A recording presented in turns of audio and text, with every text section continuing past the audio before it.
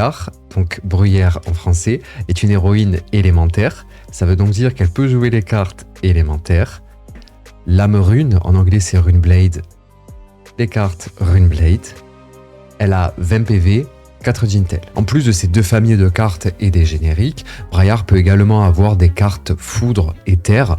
Ce sont ces cartes-là, donc sur lesquelles il est écrit en bas terre et foudre, et plus facilement on les reconnaît grâce à leur magnifique cadre. La capacité donc de héros, héroïne de Braillard, ça va être de générer deux types de jetons, un de terre et un de foudre. Avant de regarder le texte un petit peu plus en détail, il faut faire attention parce qu'il y a eu un erratum qui a été publié dans l'errata, bulletin errata, où en fait la génération de tokens ne peut se faire qu'une seule fois par tour. Faites attention, tout ce qu'on va lire, ça ne va être valable qu'une seule fois par tour. Allez, accrochez-vous, il y a pas mal de mots-clés. À chaque tour, donc, et une seule fois par tour. La première fois qu'une carte action d'attaque, celle avec écrit action attaque, que vous contrôlez inflige des dégâts à un héros, donc ça compte pas par exemple pour les invocations, créez un jeton incarnation de la terre. Incarnation de la terre, c'est ce jeton-là. Qu'est-ce que ce jeton-là dit? On voit que c'est une aura qui dit que les non-attaques actions, donc les cartes non-action d'attaque, typiquement celle-ci, où il n'y a pas écrit action attaque, que vous contrôlez, ont +1 quand elles défendent. Jusqu'à quel moment? Eh bien jusqu'au début de la phase d'action, puisqu'on va détruire cette aura. Ainsi, lorsqu'une carte action d'attaque va générer des dégâts sur un héros, vous allez générer un jeton qui donne un +1 de défense aux cartes non-attaque qui défendent jusqu'au début de votre phase d'action. Dernière partie de l'effet, à chaque tour, une fois par tour, la deuxième fois que vous jouez une carte action de non-attaque, vous créez un jeton Incarnation de la Foudre. Incarnation de la Foudre, c'est un jeton qui précise que lorsque vous jouez une attaque action, vous détruisez cette aura et cette attaque-là gagne un go again. Donc en gros, c'est un go again pour une carte attaque action. Les cartes de non-attaque, je vous ai présenté un tout petit florilège ici. Ce sont tout simplement vos buffs, pour le dire vite. C'est-à-dire que ça va être des cartes qui ont en bas pas écrit justement attaque action. On va récapituler parce qu'en fait les mots-clés se croisent, donc faites très attention à la nature des cartes que vous jouez. Pour la première partie de l'effet, lorsque vos attaques actions, c'est lui écrit attaque action, inflige un dégât, une seule fois par tour, bien sûr la première fois et une seule fois par tour, vous créez un jeton incarnation de la terre, et ce jeton incarnation de la terre, il donne +1 de défense aux cartes actions qui ne sont pas d'attaque quand elles défendent. En plus de ça, ce jeton-là, il se détruit tout seul au début de votre phase d'action. On s'intéresse maintenant à l'autre branche, celle de la foudre, qui est le pendant de celle de la terre. À chaque tour, une seule fois par tour, lorsque vous jouez une carte action de non-attaque, autrement dit, il ne faut pas qu'il y ait écrit attaque au bas de la carte, vous créez un jeton incarnation de la foudre, et ce jeton est déclenché lorsque vous jouez une carte action d'attaque, vous le détruisez et ladite carte gagne Go Again. Regardons à présent tout l'équipement qui va avec cette super héroïne. On commence par le casque, sans surprise, puisqu'en fait on le retrouve dans l'immense majorité des decks. Ce qui en fait sa spécificité, pourquoi est-ce qu'il est autant choisi, c'est parce qu'il a 1 de défense et il a +1 lorsqu'il est défendu, mais c'est surtout le fait qu'il ne soit pas détruit. Autrement dit, vous pouvez toujours défendre avec. Je vous rappelle que certains héros héroïnes imposent de devoir défendre avec une pièce d'équipement. Donc de pouvoir maintenir cette carte-là sans utiliser les autres, c'est un énorme atout, avec en plus une défense de 1, éventuellement 2, selon les attaques, la nature de l'attaque. Seconde pièce, le torse. Là aussi, aucune surprise, hormis le fait que ce soit une version cold foil et étendue, venant tout droit du kit d'avant-première. Ça nous permet non pas de défendre, parce qu'elle a 0 de défense, mais de gagner 1 de pitch et de poursuivre. Les bottes sont aussi un grand classique. Elles défendent à 1, c'est le même texte que le casque. Hein. Elles défendent à 1, à 2 si jamais c'est une attaque réalisée par une arme, et on met juste un compteur -1, mais elles ne sont pas détruites. Les brassards vont venir nous donner encore du bonus de dégâts supplémentaires, comme si on n'avait pas assez de support pour pouvoir améliorer nos attaques.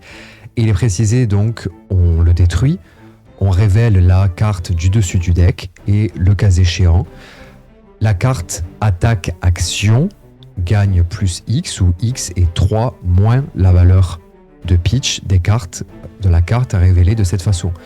Autrement dit, spoiler alerte, nous jouons 99,99% de cartes rouges, autrement dit ça va donner un +2 sur une attaque action avec bien évidemment la possibilité de jouer après ça. Elle ne défend pas par contre, mais elles buffent tellement que l'un dans l'autre on s'y retrouve malgré tout. Et enfin l'arme à deux mains, celle-ci, une fois par tour, pour 1 de pitch, vous attaquez avec 3. Et si le héros a plus de PV que tout autre héros, donc là, ça va être que Soem, hein, il ne peut pas gagner 2 points de vie. Ça, on va voir pourquoi c'est extrêmement intéressant, en particulier pour contrer un de nos contres en tant que Runeblade. Première approximation, pour comprendre très rapidement comment le deck tourne, il faut avoir en tête qu'il s'appuie sur 3 catégories. Les attaques, les buffs d'attaque et les techs. Les attaques actions sont réparties de manière à peu près équilibrée entre les génériques, les foudres, les élémentaires Runeblade, Elemental Runeblade et les élémentaires tout court. Parmi les génériques, on retrouve la triplette gagnante, vu que nous on joue modulo 2 cartes que des rouges, donc on va avoir seulement un -1 à cette-ci, donc on va avoir une 4 Go Again pour 0. Celle-ci, potentiellement Go Again si on est un petit peu derrière en termes de points de vie. Celle-ci nous donne du draw, elle n'a pas Go Again, mais on va voir qu'il y a plein de mécaniques pour l'en récupérer. Les cartes de foudre, d'éclair ont la possibilité d'avoir encore une fois, sous certaines conditions, ou se buffer. On voit que la plus haute en termes de dégâts commence à 4 et qu'elles sont toutes gratuites, bien évidemment. Elles ne coûtent pas de ressources à jouer. Dernière famille d'actions d'attaque, on a les élémentaires avec la mécanique de fusion qui précise qu'il faut révéler une carte foudre éclair. Donc, typiquement, hein, la première famille que l'on a vue, celle-ci là avec le bord jaune. Le cas échéant, bon, on a des effets, donc ici ça va être un Go Again, là ça va être un dommage d'arcane, et ici voilà, encore un dommage d'arcane sous condition. Si on prend un petit peu de recul par rapport aux cartes actions qu'on vient de voir, on se rend compte que déjà elles ont tout un coût nul en ressources. C'est typique des decks extrêmement agressifs qui peuvent enchaîner beaucoup de cartes sans devoir dépenser beaucoup trop de ressources.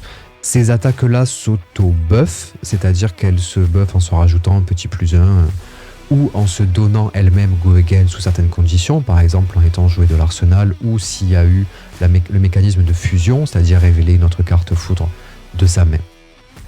Donc on sent déjà que l'héroïne va vouloir jouer autour de ce buff, de ce bonus-là et de ces Go Again. Donc ces cartes-là ne tapent pas en soi extrêmement fort, puisque les dégâts, on voit que c'est 3, 4 maximum. Koivoras, elle présente 5, mais bon, c'est 4 maximum, puisqu'on enlève une 1 de la valeur de pitch, puisque nous, on va jouer, sauf de cartes, que des rouges. Donc en gros, on va bien sentir qu'il va falloir venir buffer, donc ajouter des dégâts à ces cartes-là, voire du Go Again. Et c'est exactement ce que propose la seconde catégorie de cartes qu'on va voir. Pour les cartes de buff, on retrouve celles qui améliorent uniquement les cartes élémentaires ou foudre, celles qui concernent les génériques et un petit plot twist que j'aime beaucoup dont je parlerai à la fin. Typiquement, ces cartes-là apportent du bonus d'attaque. Avec en plus, s'il y a eu la mécanique de fusion, on se souvient que c'est révélé une carte foudre de sa main, elle a Go Again et surtout, celle-ci, on peut avoir un 3 Go Again, jouer après. Donc celle-ci, ça va être parfait pour pouvoir buffer et en plus donner un Go Again. Celle-ci, bon, plus 3, go again, droit au but. Seconde famille, donc ça, ce sont les cartes qui buffent toutes les cartes attaque, action. Plus 3, qui coûte 1 ou moins, spoiler alert, elles coûtent toutes 1 ou moins. Gagne plus 3. Et celle-ci gagne plus 3 et go again. J'ai retrié ces mêmes cartes selon 2 catégories, les actions et les instantanées. Pourquoi ? Les cartes actions, elles ont un effet sur la prochaine attaque-action, puisque c'est le propre d'une carte action, puisqu'il faut un point d'action pour pouvoir les jouer. Et elles-mêmes ont bien sûr le mot-clé go again, sinon en fait on ne pourrait juste pas les jouer. Donc ce qui va se passer, c'est qu'en mettant cette carte-là, vous donnez l'information à votre adversaire que la carte qui arrive après, ça va être une attaque, et donc il ou elle va se prendre une carte majorée de plus 3. Donc un minimum, un 6 ou un 7. Ça veut dire que l'adversaire a l'information. Par contre, si vous utilisez un instantané, là où c'est encore plus flexible et encore plus intéressant du point de vue de la stratégie, c'est que comme c'est un instantané, vous pouvez le jouer à n'importe quel moment de la phase d'action. Phase d'action, je rappelle que c'est attaque-défense, attaque-réaction, défense-réaction. Sachant qu'il y a peu de défense-réaction dans ce jeu, en tout cas dans ce format, ce qui va se passer, c'est que vous allez bait avec une attaque, vous mettez votre attaque et vous voyez comment est-ce que l'adversaire réagit. Il ou elle peut même défendre, et là, tout dépend de votre plan de jeu. Soit vous voulez mettre à fond, tout lâcher, parce que votre main, parce que c'est votre plan de jeu, et bien à ce moment-là, vous rajoutez, après les défenses-réactions, bien sûr, hein, pour éviter toute défense-réaction, parce que même nous, on en joue 2, on verra lorsqu'on parlera des sideboards. Donc pour passer outre les défenses-réactions, vous mettez cet instantané-là, et là, bam, juste à la fin, il y a un plus 3, tout droit sorti, des enfers. Idem pour elle. Ce qui fait que ça nous donne encore plus de flexibilité. Donc les actions, l'adversaire sait, et celles-ci, celles qui sont un petit peu plus perfides, mais c'est ce qui fait aussi la beauté de la réflexion, c'est voilà, un petit peu au feeling sur votre plan de jeu selon comment la partie se déroule. Donc vous, quand vous affrontez cette héroïne-là, gardez en tête que même s'il n'y a pas d'attaque-réaction stricto sensu, eh bien, vous pouvez, surtout si l'adversaire garde une ou 2 cartes en main, vous savez qu'à la fin, vous pourrez probablement vous manger un plus 3. Celle-ci, je suis allé la déterrer du deck de Terra, c'était cadeau. À chaque fois que vous devriez gagner un bonus d'attaque, et bien vous gagnez ce bonus plus 3. Ça veut dire que c'est un buff à buff. Sachant qu'on joue déjà énormément de cartes qui augmentent les dégâts, rajoutez celle-ci, ça vous fait encore un plus 3. Dernière famille de cartes, les cartes de tech. On va commencer par la plus simple. Cette carte, elle est incroyable, c'est un vrai liant, puisqu'elle vous donne la possibilité de soit rajouter encore un bonus aux dégâts, soit que la carte jouée gagne encore une fois. Quand je parle de cartes jouées, je parle bien sûr des actions d'attaque. Les cartes ciblées, c'est inférieur ou égal à 2, elles ont toutes un coût inférieur ou égal à 2, donc c'est une excellente carte pour avoir le choix des moments décisifs, c'est un très très bon pivot. Les cartes meld, donc les cartes split, il y a tout un article, je vous mettrai le lien, qui donne les règles de manière très précise. Ce qu'il faut retenir en tout cas dans ces 2 cas particuliers, c'est que vous avez la possibilité de soit jouer la partie de droite, soit jouer la partie de gauche, soit jouer les 2. Si vous jouez les 2, vous réalisez ce qu'on appelle meld. Ici, elles ont tout un coup nul, donc il n'y a pas de malus, il ne faut pas payer le double.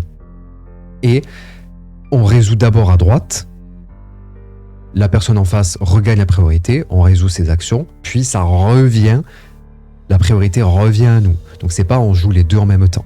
Autre fait intéressant aussi, si on décide de meld, malgré le fait qu'ici il y a écrit instantané, si on veut jouer les 2, il faut quand même payer un point d'action. C'est-à-dire qu'on ne peut pas jouer les 2 comme si c'était un instantané. Ce qui va être un instantané, c'est uniquement si on décide de jouer la partie de droite. Donc ces decks-là, on voit que grosso modo, on en a 4, si on les sépare. On a du gain de points de vie, on crée un token de Runechant, j'y viens juste après.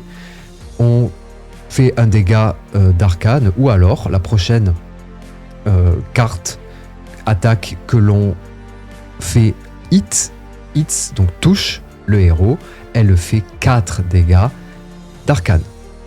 Avec bien sûr celle-ci la possibilité d'avoir un go again. L'instant n'a pas de go again, mais c'est normal puisqu'en fait il se joue un petit peu entre les phases et surtout il n'y a pas de point d'action pour devoir utiliser un instantané.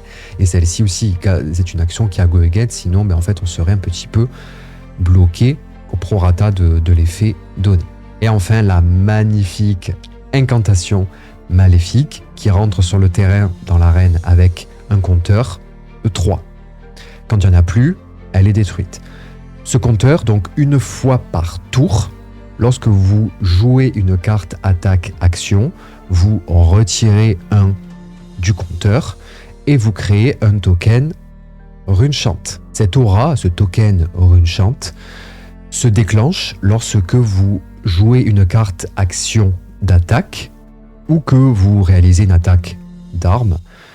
Vous le détruisez et il va infliger un dommage d'arcane au héros ou à l'héroïne adverse. La gestion de ce Runechant vient s'ajouter à la gestion déjà des 2 autres auras, ce qui fait que vous avez 3 auras qui se déclenchent pour des raisons différentes et qui ont des effets totalement différents. Donc faites vraiment très très attention à la gestion et à l'ordre. Parce qu'à chaque fois que vous allez jouer, c'est très facile d'oublier de trigger tel ou tel effet, ou au contraire de le retirer, de le compter, bref. Soyez vraiment bien rigoureuses et rigoureux, apprenez-les bien par cœur et surtout entraînez-vous à bien sentir en termes de tempo, en termes de timing, quand est-ce que vous allez pouvoir les déclencher ou au contraire, quand est-ce que vous allez vous les recevoir dans la figure.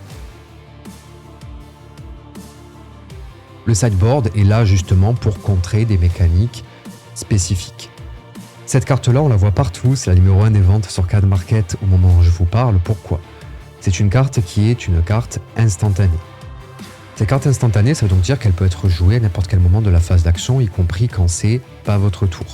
Pourquoi c'est un très très bon contre aux personnages comme Bruyère qui infligent des dégâts d'arcane? Parce que typiquement, vous allez ping pour un dégât d'arcane sur le héros ou l'héroïne, et bien en fait la personne en face va regagner 4, ce qui fait que clairement elle a une valeur de plus 3 avec une seule carte, ce qui est vraiment colossal. Outre cet aspect, elle va pouvoir aussi éventuellement absorber un petit peu vos gros tours, ou si justement vous avez un tour un petit peu plus faiblard, son effet sera accentué parce que vous avez en face une personne qui se rajoute 4 points de vie.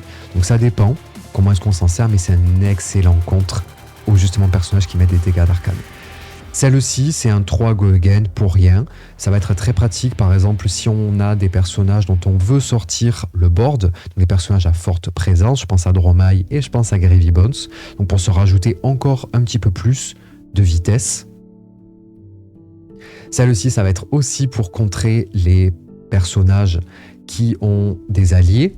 Alors, au moment où je l'ai cité, voilà, je pense bien évidemment aussi à notre cher Prism. Donc en gros, on redresse l'allié. Donc si on vient subir une attaque d'allié, on en redresse un et tout simplement on en prend le contrôle. En plus de ça, si on a banni un embilisme, on se rappelle qu'on en joue 2. On a un 4 go again pour 0. Plus on hit cet effet-là, extrêmement bien pour les boards. En tout cas les personnages qui utilisent du board. Ça, c'est parfait pour les personnages qui mettent de grosses attaques. Je pense à Bravo qui est très présent. En ce moment, fait un dommage d'arcane, ok, mais c'est surtout que ça défend à 4 et c'est une défense réaction. Nous, notre arsenal, il sera pris par au moins 2 cartes, puisqu'on se souvient, je suis allé un peu vite, mais il y en a une qui a un effet, un go again si elle est jouée depuis l'arsenal.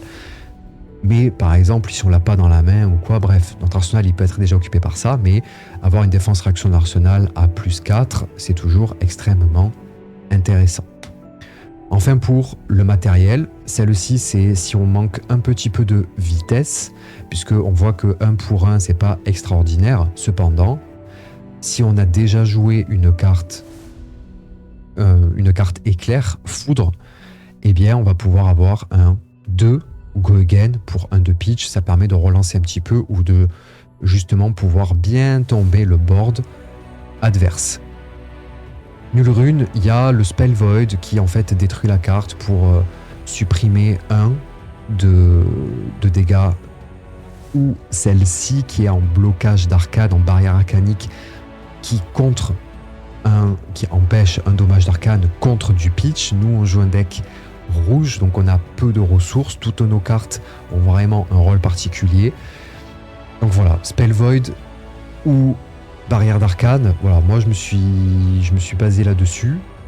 Bon, c'est un choix, est-ce que c'est le bon? Franchement, je sais pas, dites-moi si vous avez ce que vous en pensez. Voilà, moi je pense que c'est un bon compromis malgré tout, puisque vous perdez entre guillemets l'emplacement des gants, donc j'ai choisi ça et pas un autre emplacement des gants, puisque c'est un liant qui donne, on se souvient, c'est un 2 Go Again.